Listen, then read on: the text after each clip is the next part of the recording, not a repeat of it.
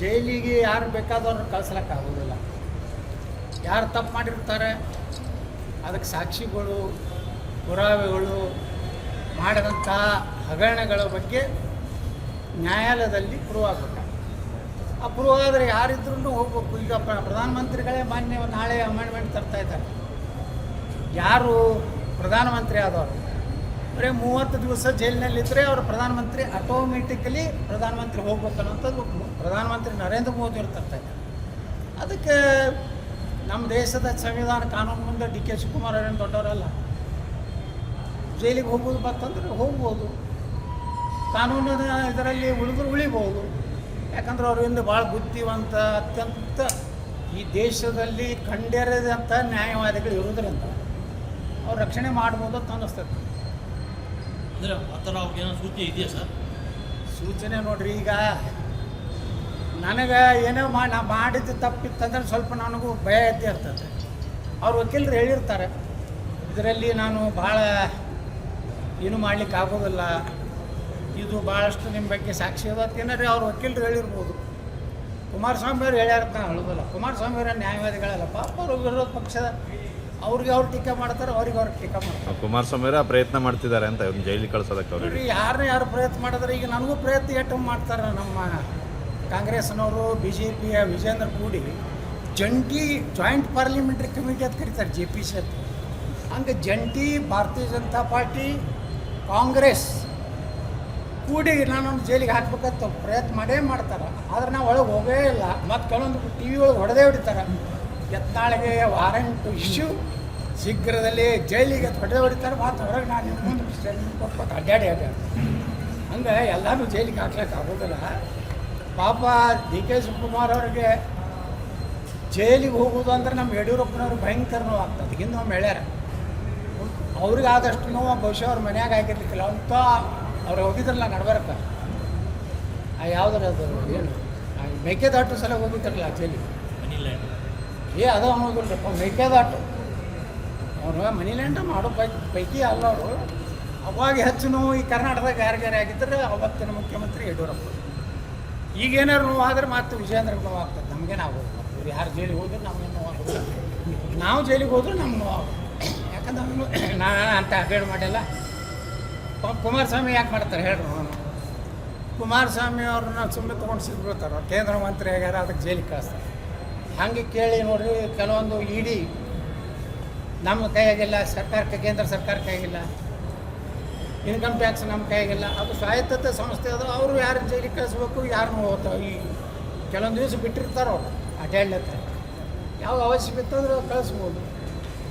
ಅದಕ್ಕೇನೆ ಇವತ್ತು ನೋಡ್ರಿ KPSCಯಲ್ಲಿ ಅದರ ಅಧ್ಯಕ್ಷ ಕೆಟ್ಟು ನಾ ಮಾನ ಮರ್ಯಾದೆಯನ್ನು ಆಚಕರಿ ಇವ್ರಿಗೆ ಐತೆ ಇಲ್ಲ. ಯಾಕಂದ್ರೆ KPSC ಅಧ್ಯಕ್ಷ ಆಗ್ಬೇಕಾದ್ರೆ ಅವತ್ತೇ ಮುಖ್ಯಮಂತ್ರಿ ಯಾರಿದ್ರು ಸಾಕಷ್ಟು ದುಡ್ಡು ಕೊಟ್ಟೆ ಆಗ್ಯಾರ. ಇದ್ರಾಗೇನು ಸತ್ಯನೇ ಇದೆ. ತನ್ನ ಮಗಳನ್ನೇ KPSCಗೆ ಇವತ್ತು ಅಪಾಯಿಂಟ್ಮೆಂಟ್ ಮಾಡ್ತಾನೆ. ತನ್ನ ತಿಂಗಳ ಆದಾಯ ಎಟ್ಟೈತೆ ಬಂದು 40,000 ಐತಂತೆ. ಆ KPSC ಚೇರ್ಮನ್ಗೆ ತಿಂಗಳಿಗೆ 2,25,000 ರೂಪಾಯಿ ಸಂಬಳ ಬತ್ತೆ ಐತಿ. ಒಬ್ಬ KPSC ಚೇರ್ಮನ್ ಆದ 40,000 ರೂಪಾಯಿ ಡಿಕ್ಲರೇಷನ್ ಮಾಡ್ಕೊತಾರೆ. ಇವ್ರನ್ನ ಜೈಲಿಗೆ ಹಾಕ್ಬೇಕು ಏನೋ ಅವ್ರನ್ನ ಸ್ಟೇ ಕೊಟ್ಟು ಇಲ್ಲೇ ಏನೋ ಚೇರ್ಮನ್ ಅಂತ ಮುಂದುವರ್ಸ್ಬೇಕು. ನಮ್ಮ ರಾಜ್ಯಪಾಲರು ಒಳ್ಳೆ ನಿರ್ಣಯ ಮಾಡ್ಯಾರ. ಅವ್ರನ್ನ ಏನು ಮಾಡ್ಯಾರ, ಸಸ್ಪೆಂಡ್ ಮಾಡ್ಯಾರ. ಆದ್ರೆ ಅವರೇನೋ ಕಾನೂನಿನ ಒಂದು ಚೌಕಟ್ಟಿನಲ್ಲಿ ಬೇಲ್ ತೊಗೋಬೇಕಂತ ಮತ್ತೆ ಹೋಗಿ ಅಲ್ಲಿ. ಯಾಕಂದ್ರೆ ನಾವು ಮೊದಲು ಹಿಡಿದು KPSC ಬಗ್ಗೆ ನಂದು ಒಳ್ಳೆಯ ಅಭಿಪ್ರಾಯ ಇಲ್ಲೇ ಇಲ್ಲ. KPSC ಚೇರ್ಮನ್ ಆಗಬೇಕಾದ್ರೆ ಇಷ್ಟು ರೊಕ್ಕ ಕೊಟ್ಟಿರ್ತಾರೆ, ಅದ್ರ ಮೆಂಬರ್ ಆಗಬೇಕಾದ್ರೆ ಇಷ್ಟು ರೊಕ್ಕ ಕೊಟ್ಟಿರ್ತಾರೆ.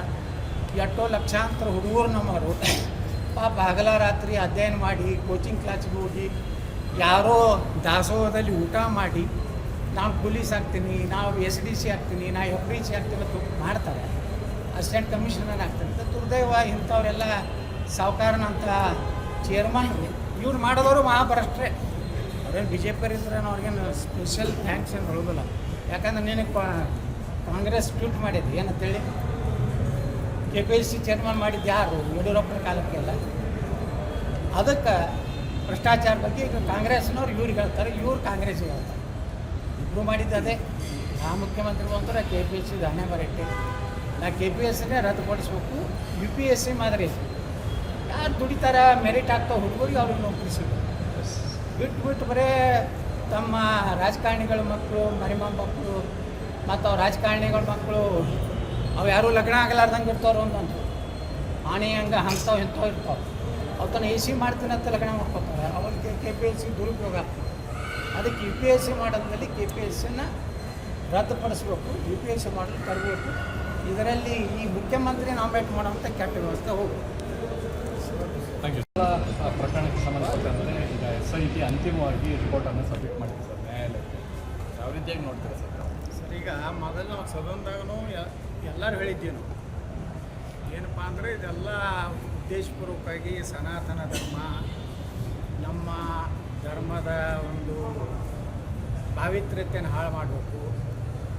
ಧರ್ಮಸ್ಥಳದ ಒಂದು ಏನು ಜನರಲ್ಲಿ ವಿಶ್ವಾಸ ಇದೆ, ಆ ವಿಶ್ವಾಸಕ್ಕೆ ಒಂದು ರೀತಿ ಇದು ಅಂಧ ಅಭಿಮಾನ, ಇಲ್ಲಿ ಯಾವುದೇ ರೀತಿ ಧರ್ಮಸ್ಥಳದ ನ್ಯಾಯ ಅನ್ನೋಂಥದ್ದು ಇಲ್ಲ, ಏನೇನೋ ಒಂದು ಅಪಪ್ರಚಾರ ಮಾಡಿ ಕೆಲವೊಂದು ಎಡಚರರು ಮತ್ತು ನಾ ಹೇಳ್ಬೇಕಂದ್ರೆ ಪಾಕಿಸ್ತಾನದ ಏಜೆಂಟ್ರು ಏನೋ ಮತಾಂತರ ಏನದಾರಲ್ಲ ಅವ್ರು ಕೂಡಿ ಯೂಟ್ಯೂಬ್ನಲ್ಲಿ ಅಂಥರಲ್ಲಿ ಇಂಥಲ್ಲಿ ಸಾಕಷ್ಟು ಅಪಪ್ರಚಾರ ಮಾಡಿ ಇವತ್ತು ಒಂದು ಹಂತಕ್ಕೆ ಬಂದಿದೆ.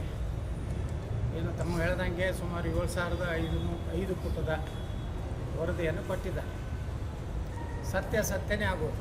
ವರದಿಯಲ್ಲಿ ಏನಿದೆ ಅನ್ನುವಂಥದ್ದು ಹೋದ ಸಲನೂ ನಾವು ಇಂಟೀರಿಯಮ್ ಏನು ರಿಪೋರ್ಟ್ ಕೊಟ್ಟಿದ್ದರು SIT ಅವರು, ಅದನ್ನು ಸದನ ಮುಂದೆ ಇಡ್ರಿ ಪಬ್ಲಿಕ್ ಡಾಕ್ಯುಮೆಂಟ್ ಆಗಲಿ ಅಂತ ನಮ್ಮದು ಒತ್ತಾಯಿತ್ತು. ಆದರೆ ಅವತ್ತು ಮಾಡಿರಲಿಲ್ಲ. ಇವತ್ತು ಪೂರ್ಣ ಪ್ರಮಾಣದ SIT ತನ್ನ ವರದಿಯನ್ನು ಕೊಟ್ಟಿದೆ.